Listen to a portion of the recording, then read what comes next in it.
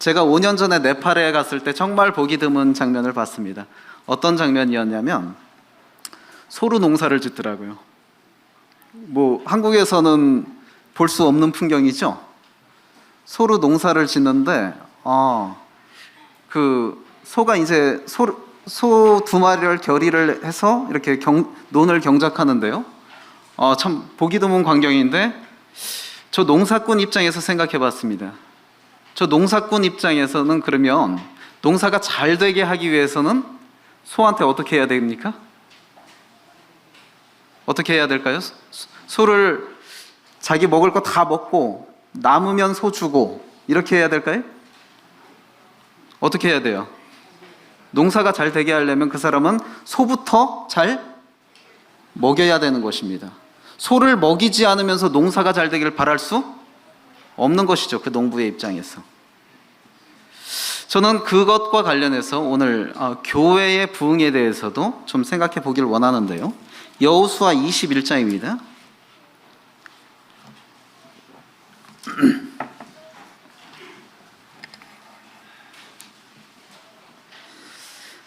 여호수아 21장 1절부터 45절 전장인데요. 다 읽을 수는 없고 우리 21장 1절부터 3절까지만 읽겠습니다. 자, 시작. 그때 레위 사람의 족장들이 제사장 엘르아살과 눈의 아들 여호수아와 이스라엘 자손의 지파 족장들에게 나와 가나안 땅 실로에서 그들에게 말하여 이르되 여호와께서 모세에게 명령하사 우리가 거주할 성읍들과 가축을 위해 그 목초지들을 우리에게 주라 하셨나이다 하매 이스라엘 자손이 여호와의 명령을 따라 자기의 기업에서 이 성읍들과 그 목초지들을 레위 사람에게 주니라. 자, 교회가 부흥되는 것은 모든 신자들의 소망입니다. 이걸 바라지 않는 신자들은 없을 것입니다.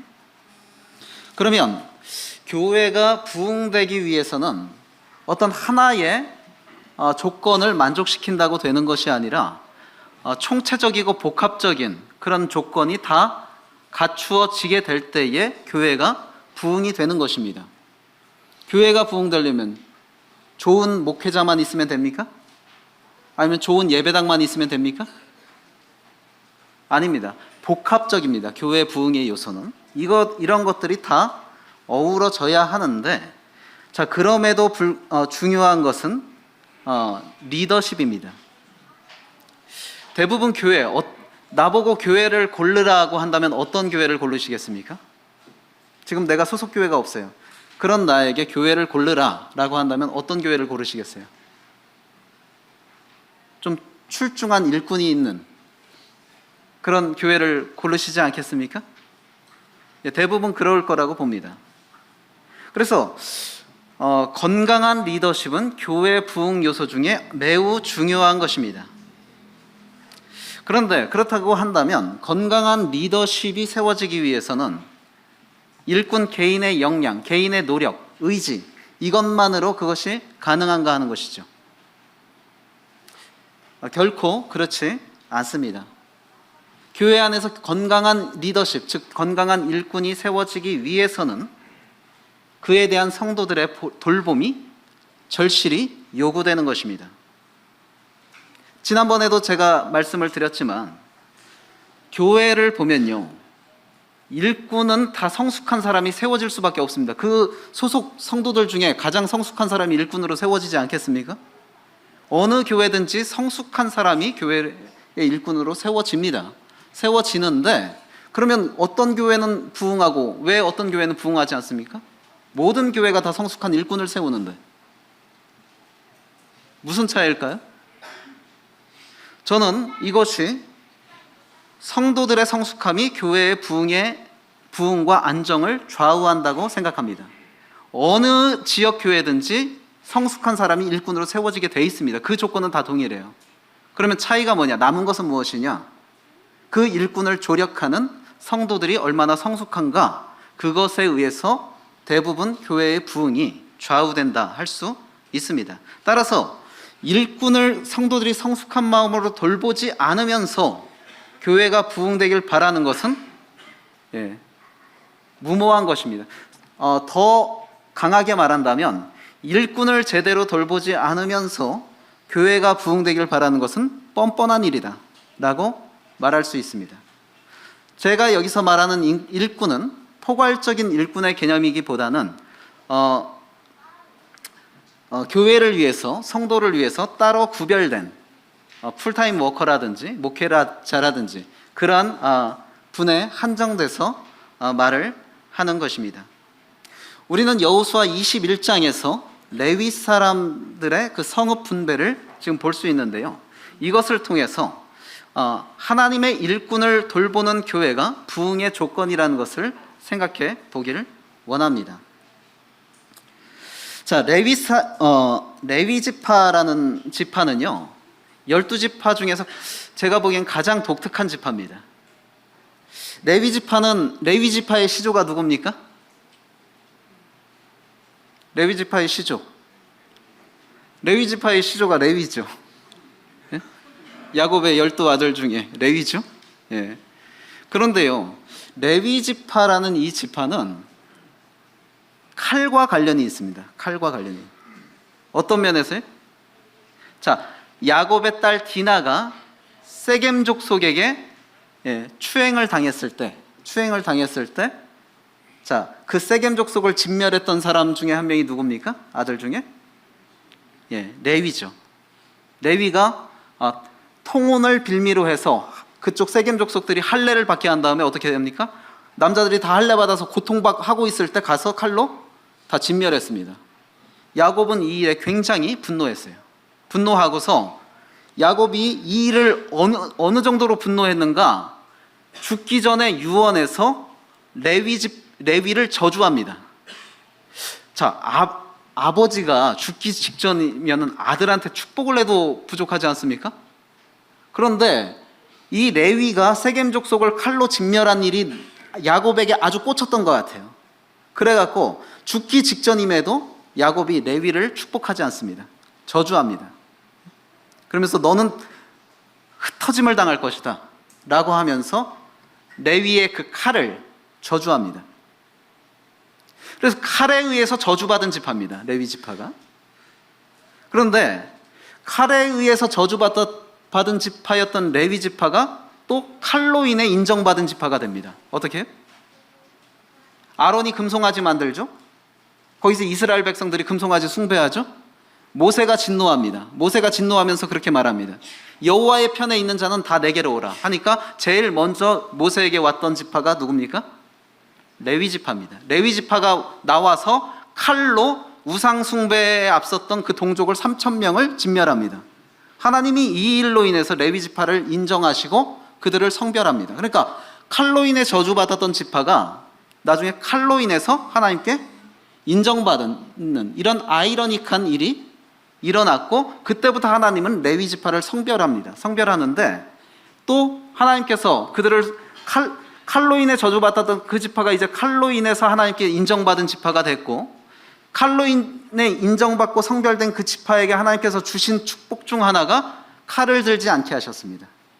자, 유일하게 병역에서 제외된 지파가 면제받은 지파가 누굽니까? 레위 지파입니다. 그러니까 칼로 인해 저주받았던 지파, 그 지파가 칼로 인해 인정받았고 이젠 칼에서 면제받는 그러한 아이러니한 지파거든요.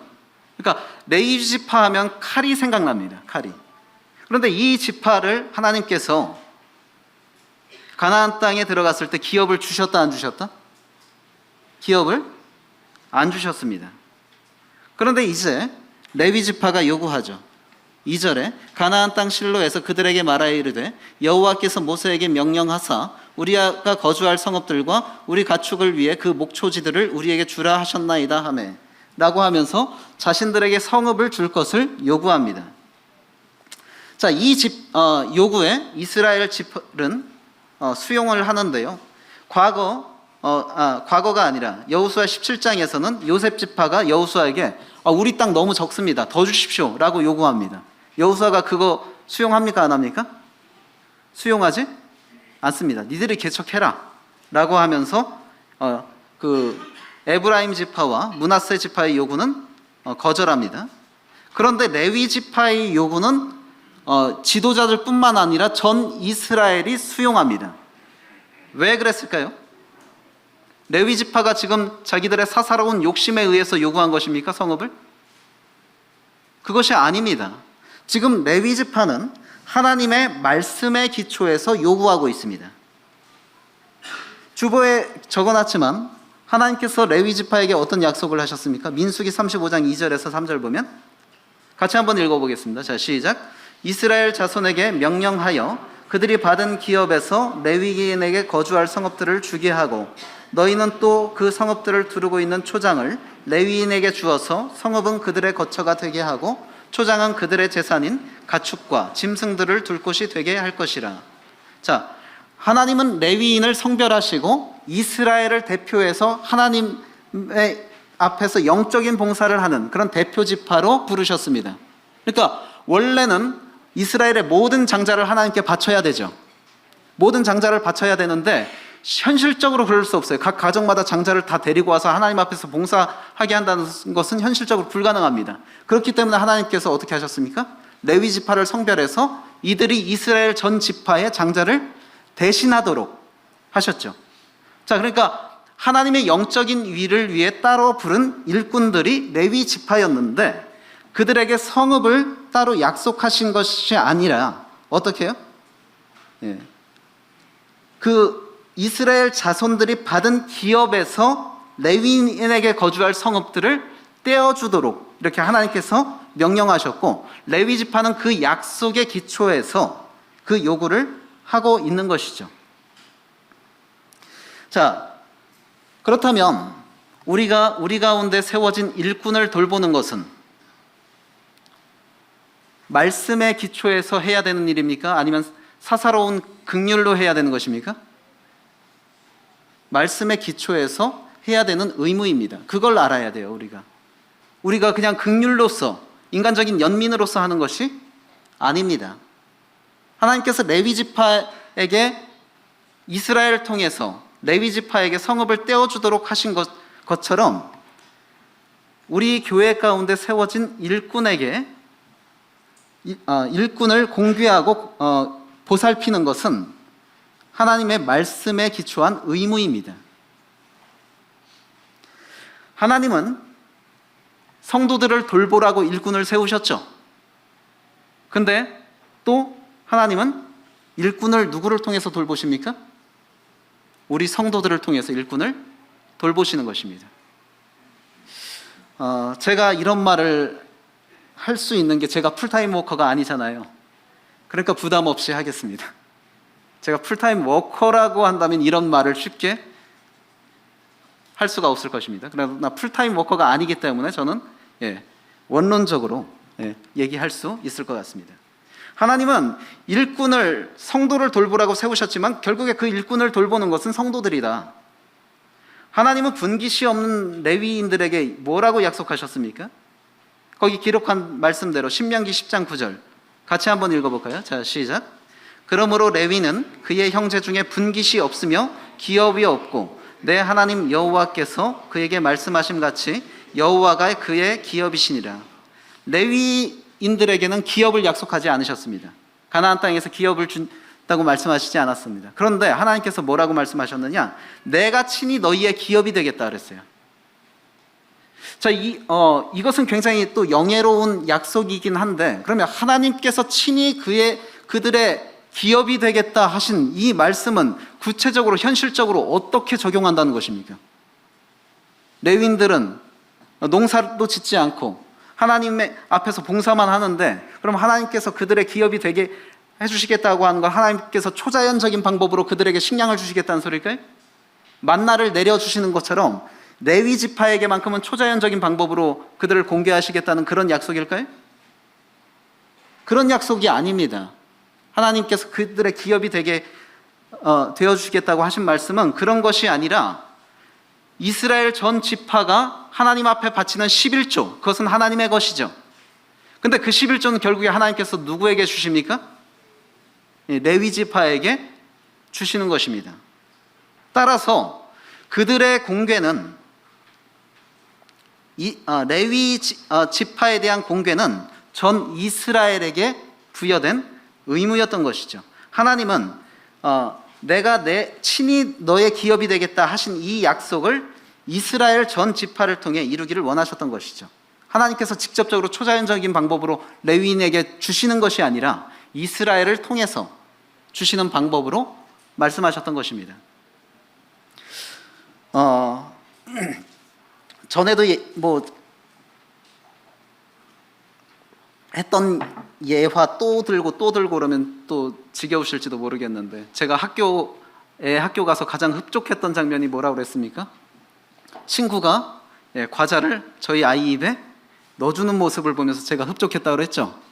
그 과자는 거의 준불량식품입니다. 어른은 줘도 안 먹는 겁니다. 그런데요, 제가 직접 주면 더 좋은 거 딸에게 줄 수 있습니다. 제가 직접 주면 영양가 있는 걸로, 그렇죠?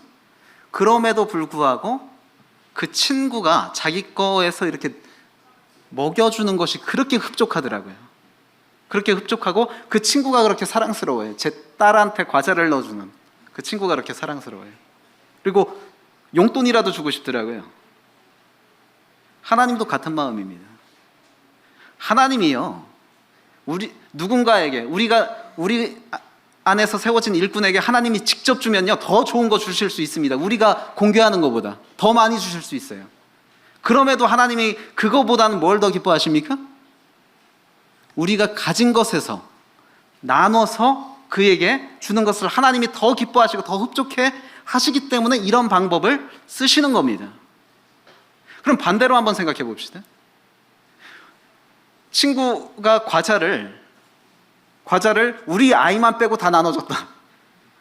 그렇게 한번 생각해 봅시다. 그렇게 가정해 봅시다. 형제자매님들은 어떻게 하겠습니까? 더 맛있는 거 사서 우리 자녀에게 주겠죠? 내 자녀에게 주겠죠? 근데 흡족합니까? 기분이 좋습니까? 기분이 엄청 찝찝합니다. 내가 더 좋은 거 줄 수 있어요. 하나님도 마찬가지입니다. 하나님도요, 내가 외면한 일꾼한테 우리가 주는 수 있는 것보다 더 좋은 거 주실 수 있습니다. 그럼에도 불구하고 우리가 그 일꾼을 외면한 것으로 인해서는 굉장히 찝찝하고 가슴이 아픈 것입니다. 하나님은 초자연적인 방법으로, 그분의 어떤 직접적인 방법으로 일꾼을 공개하기를 원하시는 것이 아니라 우리를 통해서 일꾼을 공개하기를 원하시고 우리의 자원하는 심령으로 그걸 할 때에 하나님이 흡족해 하시고 기뻐하신다는 거예요. 레위 지파에게도 그랬습니다. 오늘날 교회 안에서도 그렇습니다. 자, 일꾼의 필요를 채우는 것은요, 하나님의 명령에 순종하는 것입니다. 3절에 뭐라고 말하고 있습니까? 이스라엘 자손이 여호와의 명령을 따라 자기의 기업에서 이 성읍들과 그 목초지들을 레위 사람에게 주니라. 자, 이스라엘 백성들이 자신들의 성읍의 일부를 떼어서 레위 사람에게 줬는데 무엇에 기초해서 준 것입니까? 여호와의 명령에 기초해서 준 것입니다. 이것은 즉 일꾼의 필요를 채우는 것은 하나님의 명령에 순종하는 것입니다. 일꾼은 우리에게 영적이고 신령한 것을 공급하기 위해서 하나님 앞에 세워졌죠. 자, 그들이 우리에게 신령한 것을 주는데 우리가 너희에게 신령한 것을 뿌렸은즉 너희의 육적인 것을 거두기로 과하다 하겠느냐. 영적인 것은 돈으로도 살 수 없는 것입니다. 그것을 일꾼이 우리에게 제공하고 있습니다. 그렇다고 한다면 우리는 물질적으로 그들을 섬기는 것이 마땅한 것입니다. 그 5년 전에 네팔에서 봤던 그 소로 논을 경작하는 모습을 보니까 흥미롭기는 했는데, 제가 긍휼이 많은 사람이지 않습니까? 아니, 소를 때리더라고요. 계속 때려요. 그래서 아이고 그만 때리지, 하루 종일 저렇게 맞고 나서 저거 운전할까 그런 생각이 드는데, 제가 농사에 식견이 없어서 맞는 말을 하는지는 모르겠습니다. 근데 제가 보니까 그렇게 하기보다는 앞에서 여물로 유인하면 주고 이렇게 가면은 소가 더 일을 열심히 하지 않을까, 그런 생각이 들더라고요. 제 말이 맞는지는 모르겠습니다. 농사꾼이 아니기 때문에. 그런데 소가 일할수록 먹을 게 나오는데 일 열심히 안 하겠습니까? 이게 소뿐만 아니라 사람의 보편적인 심리죠. 일하는 만큼 뭔가 나오는데 열심히 일을 안 할 사람이 없습니다. 교회 일꾼들도 마찬가지라는 것이죠. 그래서 하나님께서 뭐라고 말합니까? 고린도전서 9장 9절에 곡식 떠는 소에게 망을 씌우지 말라. 물론 하나님이 소를 염려해서 그 말을 한 것은 아니지만 이치적으로 생각해 보십시오. 소가 막 망을 떠는데 계속 곡식을 먹을 수 있어요. 그러면 소가 더 어떻게 하겠어요? 게으름 피겠습니까? 열심히 일할 거예요, 소는. 본능적으로. 사람도 마찬가지고 교회 안의 일꾼도 마찬가지라는 것입니다. 또한 일꾼의 필요를 채우는 것은 하나님의 명령에 순종해서 하는 것이지만 결국에 이것은 빌립보서 4장 18절에 하나님께 대한 예배입니다. 하나님께 향기로운 제물입니다. 그렇기 때문에 일꾼을 돌보는 것이 예배의 일부라면 우리는 그것을 소홀해서는 안 될 것입니다. 21장 4절부터 12절까지는 그 이스라엘 지파들이 그 레위 자손을 섬기기 위해서 제비를 뽑는 모습을 볼 수 있는데 주보에 적어놓은 것이 다소 오해될 수 있는 부분인데 제비를 뽑아서 어떤 지파가 어떤 족속을 섬길 것인가 그거를 한 것이 아니라 이미 어떤 지파가 어떤 족속을 섬길 것인가는 정해져 있었고 그 안에서 어떤 성읍을 줄 것인가 그것을 제비 뽑았던 것다는 말로 이해하는 것이 더 좋습니다. 자, 아론의 가문은 유다 지파, 시므온 지파, 베냐민 지파가 섬겼습니다. 그리고 그들 가운데서 제비를 뽑아 성읍을 줬는데 그핫 족속, 그핫 족속이라고도 하고 고핫 족속이라고도 합니다. 같은 족속입니다. 자, 아론의 가문은 고핫 족속에 속해 있는 사람들의 일부입니다. 그런데 이제 아론의 가문은 제사장 가문으로서 그 안에서도 구별됐기 때문에 그 나머지 고핫 족속에게는 에브라임 지파와 단 지파와 므낫세가 섬기기로 했고 그 안에서 성읍을 제비 뽑아 제공했습니다. 게르손은 이사갈, 아셀, 납달리 지파에서 섬겼고 그 안에서 성읍을 나눠줬고요. 무라리 족속은 르우벤과 갓 지파, 스불론 지파에서 그 성읍을 제비 뽑아 줬습니다. 자, 제비를 뽑는다는 것은 전적으로 그 의중을 하나님께 맡긴다는 소리죠.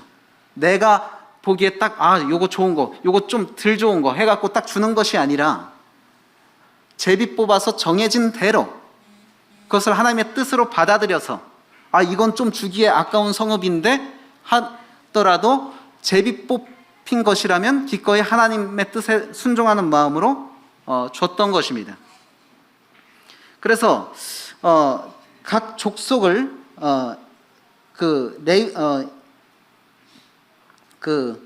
이스라엘 11지파가 나눠서 이렇게 섬겼던 것을 볼 수 있는데 우리가 이것을 통해서 생각해 볼 수 있는 것은요, 일꾼을 돌보는 우선순위가 확실해야 합니다.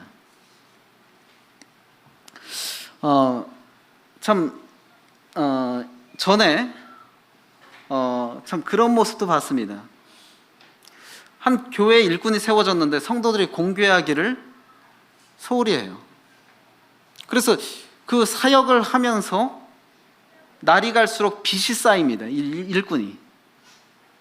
결국에 나중에 살던 집까지 처분해야 되는 그런 상황이 됐는데, 자, 그런 교회에서 선교 사역을 한다고, 대외적인 선교 사역에 막 투자를 한다고 해보세요. 어떻게 좋아 보이십니까? 좋아 보여요? 그 선교 사역 귀하게 보입니까? 아니, 그건 잘못된 것입니다.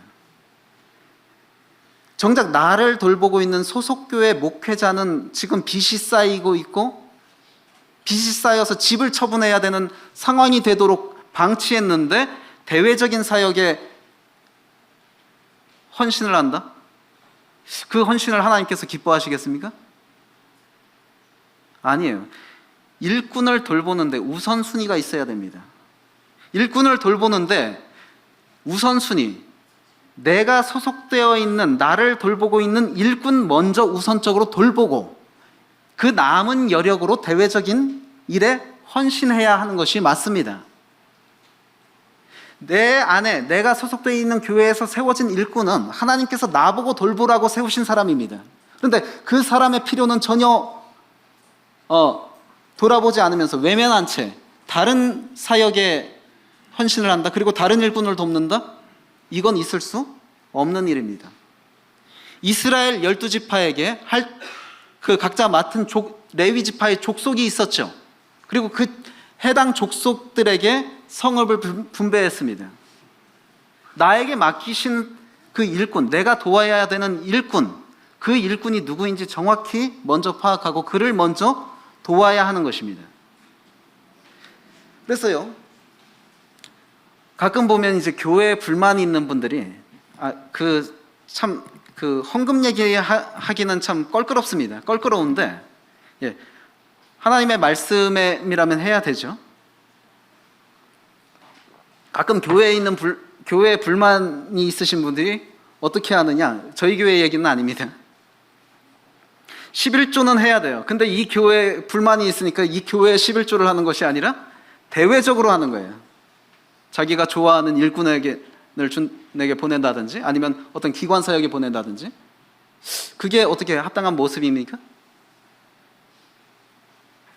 11조는 어디에 해야 합니까? 내가 소속되어 있는 이 교회에 하는 것이 맞습니다. 그것은 하나님의 것이에요. 내 것이 아니에요. 하나님께서 이 교회에 하라고 명하신 분량입니다. 그리고 그 이상의 여력이 있을 때 그것을 내가 쓰는 것이지, 11조를 하는데 11조는 맞아요. 10분의 1을 하나님께 드렸는데 용도를 내가 정해서 여기 보내고 여기 보내고 여기 보내고, 그것이 맞는 헌금 생활일까요? 아닙니다. 11조는 내가 용도를 정해서도 안 됩니다. 11조의 권한은 누구에게 있습니까? 하나님께 있는 거예요. 그 용도의 권한도 하나님께 있는 것입니다. 나는 드려야 하는 것입니다. 드리고 그 용도는 하나님께 맡기는 것입니다. 그리고 그 이외의 헌신을 할 때에 내가 마음 쓰이는 곳에 할 수 있는 것이죠. 이 헌금에 대해서 참 껄끄러운 얘기일 수 있는데, 우리가 헌금을 무기명으로 하는 이유가 무엇입니까? 우리는 헌금에 이름을 쓰지 않습니다. 누가 냈는지 모릅니다. 자, 왜 우리는 무기명으로 헌금을 하는 것을 고집하는가? 첫 번째로 외인에게 비난의 빌미를 주지 않기 위해서입니다. 그리고 두 번째로는 어떤 한 사람의 재력가에 의해서 교회가 좌지우지 되는 것을 막기 위해서입니다. 헌금을 공개했을 때는요, 누구의 입김이 세집니까? 많이 내는 사람의 입김이 세지게 마련입니다. 그런데 교회가 그런 원리에 의해서 운영이 되면 되겠습니까? 안 되겠습니까? 안 됩니다. 그렇기 때문에 우리는 무기명으로 하는 것이고, 세 번째로 우리가 헌금을 무기명으로 하는 이유는 빈궁한 자들을 부끄럽게 하지 않기 위해서. 과부의 두렙돈, 하나님께서 귀하게 보시죠. 그런데 그런 모든 것이 낱낱이 공개됐다고 해보세요. 나는 두렙돈 낼 수밖에 없는 형편인데, 그리고 하나님은 정작 그것을 귀하게 보시는데 이것이 다 공개가 된다 했을 때에 그 빈궁한 자들이 교회에 나올 수 있겠습니까? 나올 수 없는 거예요. 그렇기 때문에 우리는 무기명으로 헌금을 하고 있는 것입니다. 그럼에도 불구하고 무기명으로 한다고 해서 안 내면 되겠습니까? 안 되겠습니까? 지금까지 안 내시지 않았기 때문에 서청주교회가 이렇게 잘 운영이 되어 왔던 것입니다. 그리고 성도들이 참 훌륭합니다. 제가 보기엔. 일꾼을 돌보는 것은요, 곧 누구를 돌보는 걸까요? 나를 영적으로 돌보는 겁니다. 제가 이제 97년도에 군대를 갔잖아요. 군대를 갔는데 제 고참들이 96년도 강릉 무장공비 대침투 작전에 투입됐던 병사들이더라고요. 그래서 그 군부심이 나름대로 있습니다. 자기는 간첩과고 총격전을 치렀던 사람이다라는. 근데 그 고참들이 경험담을 얘기해 주는데, 그때 당시 자기들이 그 강릉 일대에 잠복하고 있을 때 민가에서 서로 우리 집에서 자라고 그랬다는 거예요. 서로 우리 집에서 자라고 방 줄 테니까 그 군인들한테 왜 그랬을까요? 단지 군인들에 대한 배려 차원에서 그랬을까요? 왜 그랬을까요? 예, 무서우니까. 언제 공비가 자기 집에 나타날지 모르니까 군인들 보고 우리 집에서 자라고 했던 거예요. 그것과 동일합니다. 일꾼을 왜 돌봐야 합니까? 물론 순수한 마음으로 일꾼을 돌봐야 되지만 결국에 일꾼을 돌보는 것이 누구를 영적으로 돌보는 것입니까? 나를 영적으로 돌보는 것입니다. 일꾼이 제대로 건강하지 못하면 나를 돌볼 수 없어요. 각 지파의 헌신은 그들의 이스라엘도 레위 지파에게 헌신했지만 각 지파의 헌신은 그들의 영적인 유익으로 돌아오게 되어 있습니다. 각 지파들이 자신의 기업의 일부를 레위 지파에게 헌신했습니다. 예, 맞습니다. 그것은 헌신입니다. 레위 지파에 대한 배려입니다. 그러나 레위인들은 자신들이 받은 그 성읍의 지파들에게 어떻게 뭘 제공합니까? 영적인 유익을 제공하는 것입니다. 레위인들이요, 광야에 있을 때 그들이 주로 했던 일은 성막을 관리하는 거였죠. 그리고 계속 이동해야 되기 때문에 성막 관리가 매우 중요했습니다. 레위인들에게. 그런데 이제 가나안에 정착했을 때는 레위인들의 그런 임무가 더 이상 필요 있습니까? 없습니까? 성막을 이동할 필요 있어요? 없어요? 없어요. 이제 레위인의 본연이 주안점을 둬야 되는 임무는 백성들에게 율법을 가르치고 여호와 유일신 신앙을 계속해서 그들에게 잘 심어주는 것, 이것이 그들의 임무였습니다. 그렇기 때문에 각 지파에서 자신들의 성읍을 레위인들에게 헌신했지만 결국에 그 자기 지파 영역에서 정착한 레위인들은 영적으로 그 지파를 섬기게 되는 것입니다. 그러니까 레위 지파에 대한 헌신은 결국에 그들의 영적인 유익으로 돌아오게 되는 그런 구조였던 것이죠. 광야에서의 그 신앙생활과 가나안 땅의 신앙생활은 전혀 다릅니다. 이스라엘 백성들이 여호와 하나님과 가장 관계가 좋았던 때는요, 이스라엘이 치를 떨었던 광야 40년입니다. 사실 아이러니하게 그 시기를 하나님은 가장 그리워하셨습니다. 그 시기가 영적으로 이스라엘이 가장 좋은 상태였다. 그런데 가나안 땅에 정착하면 이제 문제가 되는 것이 뭡니까? 그곳에 정착하고 있던 원주민들의 그 신앙, 바알 숭배라든지 이런 것들과 이제 맞서 싸워야 되기 때문에 더 영적으로 경각심을 가져야 되는 것입니다. 14절에 에스드모아는요, 가나안의 신탁 성소였습니다. 그 위치가. 16절에 베세메스는 태양신 숭배의 거점이었습니다. 그리고 17절에 기브온 같은 경우는요, 가나안에 종교 신전이 있었던 곳입니다. 자, 이런 배경이 있었던 곳이었기 때문에 그들이 여호와 신앙에서 이탈하지 않기 위해서는 레위인들이 그들을 더 열심으로 율법을 가르치고 섬겨야 되는 그런 막중한 임무가 있었던 것이죠. 그렇기 때문에 각 지파들이 레위인들을 위해서 헌신했지만 결국에 그것으로 인한 영적 유익은 그 헌신한 지파에게 돌아가게 되어 있었던 것이고, 이것은 교회 안에서도 동일합니다. 일꾼을 얼마나 건강하게 세우느냐, 헌신이 필요하죠. 나의 희생이 필요합니다. 그런데 그 헌신의 대가는 누구에게 유익으로 돌아옵니까? 나에게 유익으로 돌아오는 것입니다. 하나님은 성도를 위하여 일꾼을 희생시키죠. 레위 지파가 이렇게 기업이 없이 각 지파에서 조금씩 떼어주는 그 성읍에 정착했는데, 레위 지파는 각 지파의 영적인 유익을 위해서 분산되어 살아야 했습니다. 그러니까 각 지파마다 그 지경이 있었죠. 그 지경에 모여 살았습니다. 그런데 유일하게 모여 살지 않은 지파가 레위 지파였어요. 각 지파에 흩어져서 살았어야 되는 분산의 그런 희생을 했어야 됐습니다. 물론 이 분산의 희생은요, 야곱의 저주였습니다. 야곱이 레위가 휘두른 칼로 인해서 그를 저주하죠. 너는 흩어짐을 당할 것이다. 그 저주의 실현입니다. 그런데 하나님께서 그 저주만으로 남게 한 것이 아니라 어떻게 해요? 자신의 동족 이스라엘을 섬기기 위한 섭리로 전화위복의 그런 섭리를 만드신 것이죠. 어찌됐든 그들은 함께 모여 살지 않고 분산되어 살아야 하는 희생을 자신의 동족 이스라엘을 위해서 했던 것입니다. 그리고 레위 지파는요, 가장 예민한 문제까지도 담당했어야 됐죠. 레위 지파가 이스라엘 지파로부터 48개의 성읍을 할당받았는데 그 중에서 6성읍은 도피성입니다. 도피성.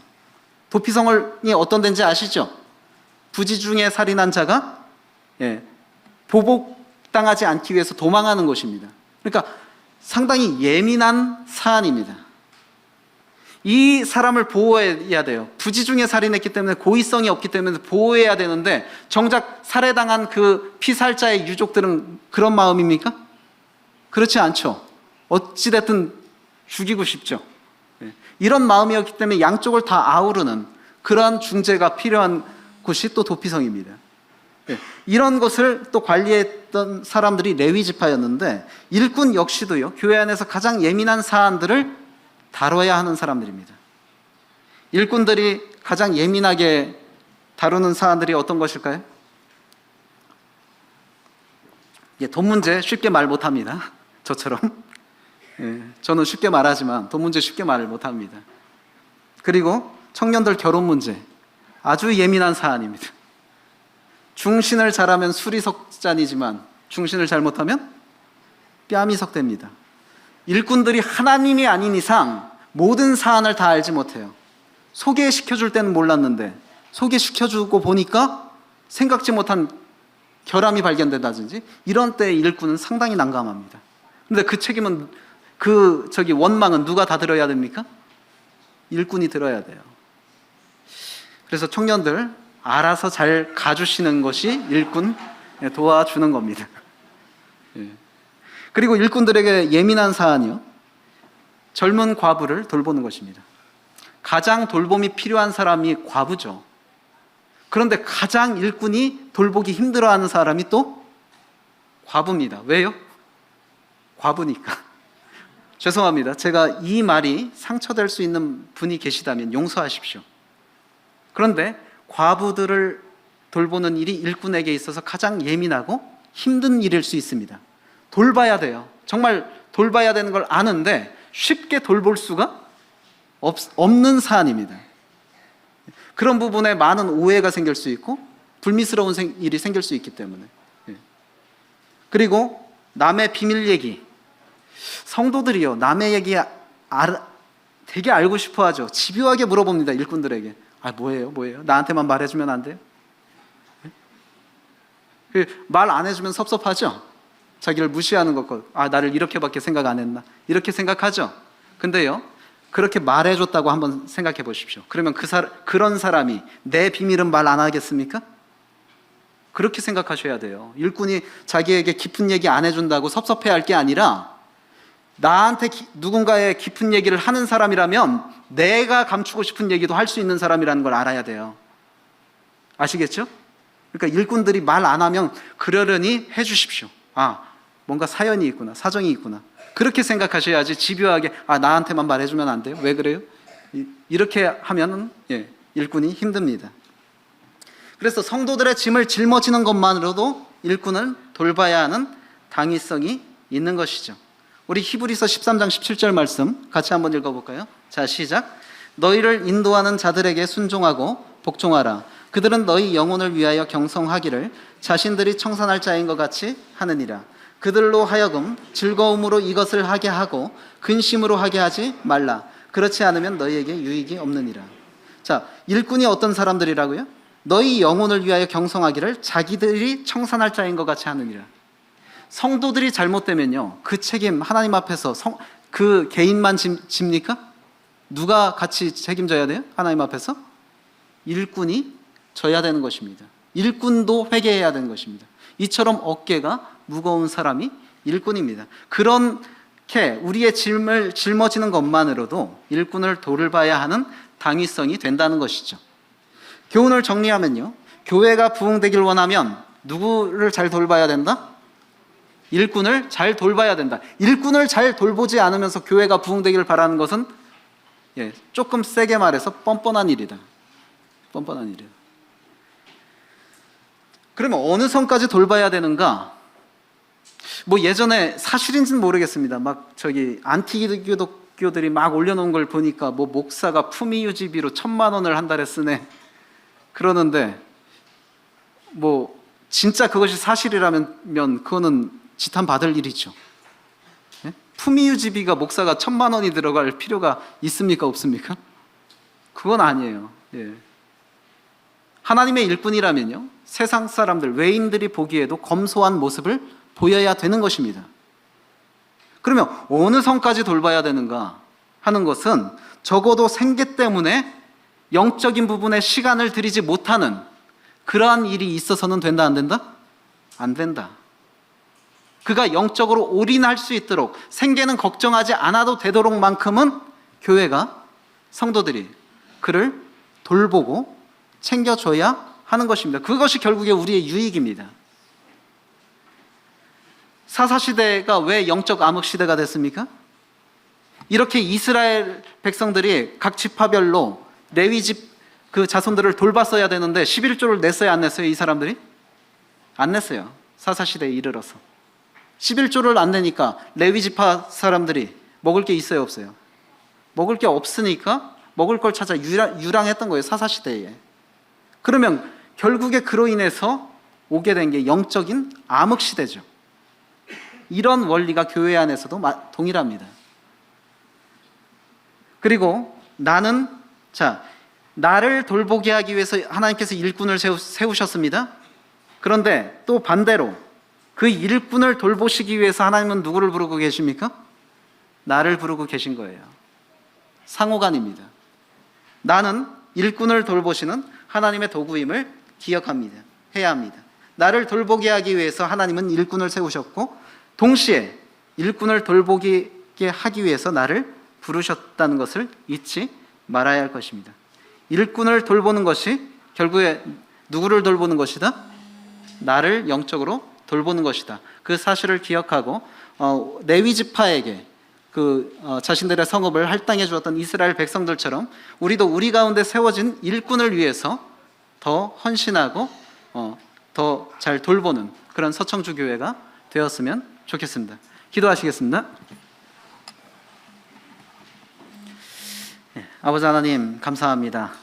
저희 가운데 또 하나님의 일꾼을 세우시고 저희를 돌보게 하심을 감사를 드립니다. 자, 그러나 참 그 일꾼을 돌보는데 또 저희를 부르신 것을 생각해 보게 됩니다. 참 저희 가운데 세워진 일꾼이 또 핍절하지 않게 하시고 그들의 필요를 또 저희 성도들을 위해서 채워가 주시고, 그로 인해서 건강한 교회로서 저희 성도들에게 계속해서 영적인 유익을 끼치게 하실 뿐만 아니라 서청주 교회가 계속해서 부흥할 수 있도록 좀 인도해 주시길 원합니다. 감사드리며 예수님 이름으로 기도했습니다. 아멘. 감사합니다.